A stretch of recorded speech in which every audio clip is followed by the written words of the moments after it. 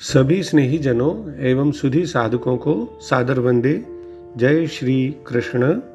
श्रीमद् भगवद गीता अध्याय 9 चैप्टर 9 राज विद्या राजगुह्य योग।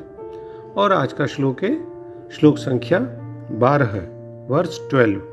आइए इसका पठन वाचन करें और फिर इसके सरल सार और भाव को जानने का समझने का प्रयास करते हैं। मोघाशा मोघ कर्माणो मोघज्ञाना विचेतसः राक्षसी मासुरीं चैव प्रकृतिं मोहिनीं श्रिताः। इसका सरल शाब्दिक अर्थ इस प्रकार है, वे व्यर्थ आशा, व्यर्थ कर्म और व्यर्थ ज्ञान वाले विक्षिप्त चित्त अज्ञानी जन राक्षसी, आसुरी और मोहिनी प्रकृति को ही धारण किए रहते हैं। किन मनुष्यों के बारे में भगवान कह रहे हैं कि मेरे परम भाव को न जानने वाले, जैसा कि उन्होंने 11वें श्लोक में कहा, मेरे परम भाव को न जानने वाले मूढ़ लोग मनुष्य का शरीर धारण करने वाले मुझ संपूर्ण प्राणियों के महान ईश्वर को तुच्छ समझते हैं, अर्थात अपनी योग माया से संसार के उद्धार के लिए मनुष्य रूप में विचरते हुए मुझ परमेश्वर को साधारण मनुष्य मानते हैं।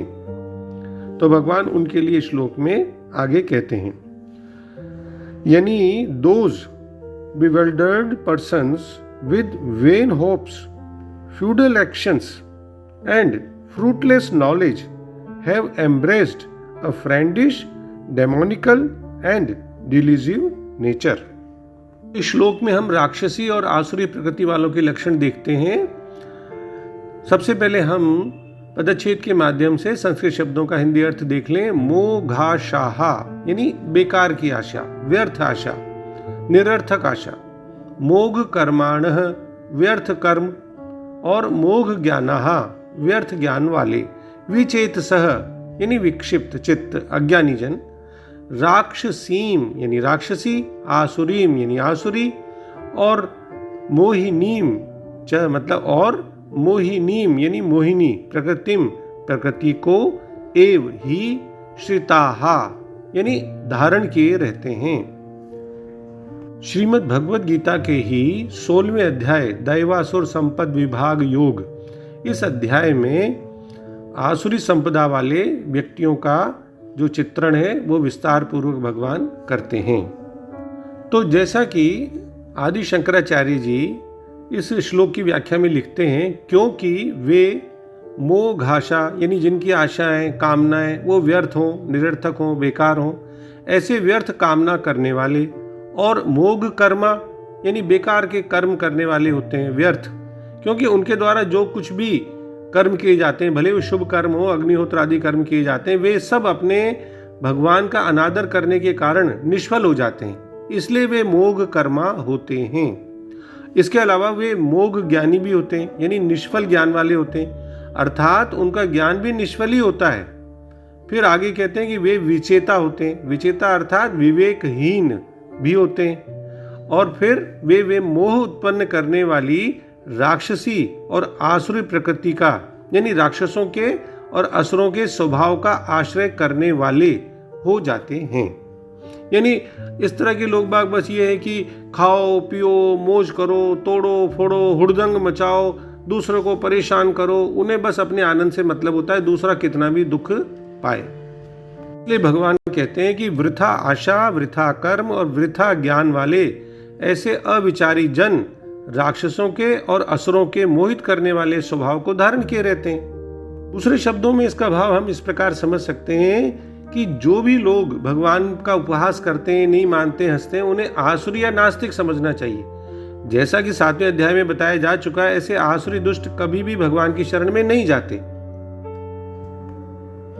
वृहद विष्णु स्मृति का कथन है, यो वेति भौतिकम देहम कृष्ण से परमात्मन। इस पूरे श्लोक में वो ये है कि जैसे इसके जो दूसरे भाव हैं, मतलब इस श्लोक का जो भाव है दूसरी पंक्तियों का, वो ये है कि भगवान की हंसी उड़ाते हैं, कृष्ण की हंसी उड़ाते हैं, क्योंकि वे भगवान से ईर्ष्या करते हैं उनके भाग्य में जन्म जन्मांतर नास्तिक तथा असुर योनियों में रहना लिखा रहता है।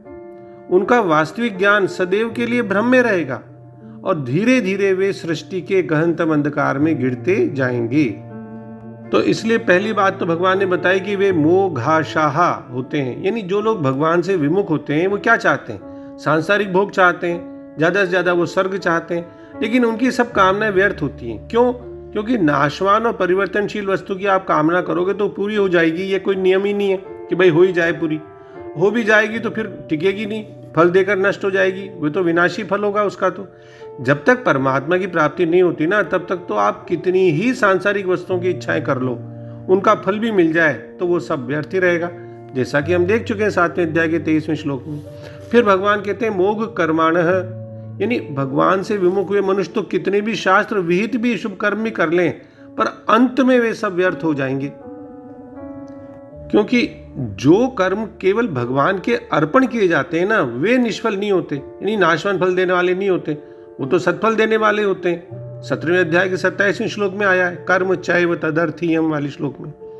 और 17वें अध्याय के 28वें श्लोक में भी तो भगवान ने कहा है कि जिनकी मेरे में श्रद्धा नहीं है, जो मेरे से विमुख हैं, उनके द्वारा किए गए यज्ञ दान तप आदि सभी कर्म असत होते हैं, यानी मेरी प्राप्ति कराने वाले नहीं होते। तो उन कर्मों का इस जन्म में मरने के बाद भी स्थायी फल नहीं मिलता परलोक में, यानी जो कुछ फल मिलता है विनाशी मिलता है, इसलिए उनके सारे कर्म व्यर्थ ही हैं। मोघ ज्ञानः, उनके तो सब ज्ञान भी व्यर्थ हैं। भगवान से आप विमुख हो, फिर आपने संसार का बहुत सारा ज्ञान अर्जित कर लिया, जाने कितनी भाषाएं सीख ली, कलाएं सीख ली, आविष्कार कर लिए, ज्ञान प्राप्त कर लिए, ऊंची ऊंची डिग्रियां हासिल कर ली, लेकिन इन सब से आपका कल्याण तो नहीं होगा ना, जन्म मरण का बंधन छूट जाएगा क्या? नहीं ना, तो फिर वो सारे ज्ञान निष्फल हैं। चेत सह विवेकहीन है, उनको सार असार नित्य अनित्य लाभ हानि कर्तव्य अकर्तव्य मुक्ति बंधन इन बातों का कुछ भी ध्यान नहीं रहता। इसलिए भगवान कहते हैं राक्षसी मासुरीम चैव प्रकृतिम मोहिनीम श्रिताः, यानी जो मनुष्य अपना स्वार्थ सिद्ध करने में लगा है, अपनी कामना पूर्ति करने में लगा हुआ है, अपने प्राणों का पोषण करने में लगे रहते हैं, दूसरों को उससे कितना दुख पहुंच रहा है, कष्ट हो रहा है, नुकसान हो रहा है, वो कोई परवाह नहीं करते, तो इनको तो जो है आसुरी स्वभाव वाला कहा गया है। स्वामी रामसुखदास जी महाराज तीनों को अच्छी तरह समझाते हैं, आसुरी स्वभाव, राक्षसी स्वभाव और मोहिनी स्वभाव को।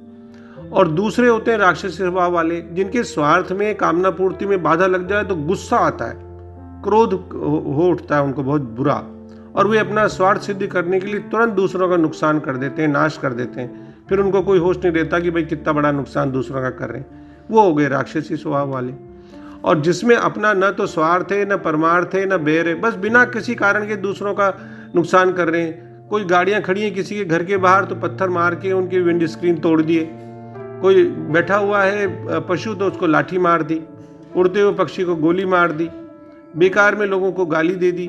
तो इस प्रकार के दूसरों को बिना वजह कष्ट देते फिरते हैं, वो मोहिनी स्वभाव वाले स्वामी रामसुखदास जी महाराज के अनुसार कहे जाते हैं। तो आसुरी संपत्ति के 3 भेद यहाँ बता दिए। कामना की प्रधानता वाले आसुरी, क्रोध की प्रधानता वाले राक्षसी, और मोह यानी मूढ़ता की प्रधानता वालों की मोहिनी प्रकृति होती है। तो इस प्रकार इस श्लोक का भाव ये निकला कि माया शक्ति से मोहित होने के कारण ऐसे लोग आसुरी और नास्तिक विचारों को ग्रहण करते हैं। इस अवस्था में उनके आत्म कल्याण की आशा निरर्थक हो जाती है, उनके कर्मफल सब व्यर्थ हो जाते हैं और उनका ज्ञान वो भी निष्फल हो जाता है। ये लोग तो ये भी कह सकते हैं कि श्री कृष्ण भगवान कहाँ हैं, वो तो एक मात्र योगी थे। तो ऐसे बहुत सारी बातें हैं, वो उपहास करते हैं, हंसी उड़ाते हैं, कम से कम विश्वास तो नहीं करते हैं उनके भगवान के रूप में। तो ये सभी सिद्धांत बेकार हैं। वे जिनकी बुद्धि इन सिद्धांतों का समर्थन करती है, वे सभी माया की शक्ति से प्रभावित माने जाते हैं। जो ऐसी बात को स्वीकार करते हैं, भगवान कहते हैं कि जो ऐसी बात को स्वीकार करते हैं वे आसुरी प्रवृत्ति वाले होते हैं, क्योंकि वे परमात्मा के साकार रूप के प्रति अपनी हृदय में दिव्य भावों को आश्रय नहीं देते। माया शक्ति से मोहित होने के कारण उनके आत्मिक कल्याण की आशा भी व्यर्थ हो जाती है। हम जानते हैं कि मानव स्वभाव को 2 प्रकारों में तो विभाजित किया गया है, एक तो देवी प्रकृति वाले और एक आसुरी प्रकृति वाले। तो भगवान या आसुरी प्रकृति के आसुरी स्वभाव के मनुष्यों की बात कर रहे हैं, कि उनकी आशाएं व्यर्थ होती हैं, खोखली होती हैं, वृथा होती हैं, निरर्थक होती हैं, कर्म बेकार होते हैं, व्यर्थ होते हैं, जिनसे कुछ भी अच्छा या स्थायी परिणाम नहीं निकलता, और उनका ज्ञान भी व्यर्थ होता है, क्योंकि वह इंद्रियों और नश्वर संसार तक ही सीमित होता है। आध्यात्मिक दृष्टि से ही देखा जाए तो ऐसा ज्ञान तो खोखला, व्यर्थ और बेकार ही होता है, समझ से रहित होता है, क्योंकि वो तो शरीर से परे किसी भी चीज के बारे में सोचते ही नहीं हैं, इसीलिए उनका जीवन व्यर्थ होता है। इसीलिए इस श्लोक में मोघ ये शब्द, जिसका अर्थ निष्क्रिय भी होता है, तो 3 बार दोहराया गया है। कहने का मतलब है कि वे सभी लोग माया के खाली संसार में ही जीते हैं, इसलिए वे जो कुछ भी करते हैं, सोचते हैं, आशा करते हैं, वह सब व्यर्थ है, उसका कोई अर्थ नहीं है। तो अंत में हम महर्षि अरबिंदो जी के सरल शब्दों में इस श्लोक का भाव पुनः अच्छी तरह समझ लें कि उनकी आशाएं व्यर्थ, कर्म निष्फल और ज्ञान निरर्थक होते हैं, जबकि उन्हें भगवदीय और सनातन मापदंड से नापा जाता है। वे आत्मचेतना शून्य होते हैं। वे कामना और अहंकार के द्वारा बुद्धि को मूढ़ बना देने वाली राक्षसी स्वभाव वाली और आसुरी स्वभाव वाली प्रकृति में निवास करते हैं। जय श्री कृष्ण। ओम श्री कृष्णार्पणमस्तु। डॉक्टर BK शर्मा के प्रणाम, और किसी भी भूल अथवा त्रुटि के लिए क्षमा। सर्वे भवन्तु सुखिनः, सर्वे सन्तु निरामयाः।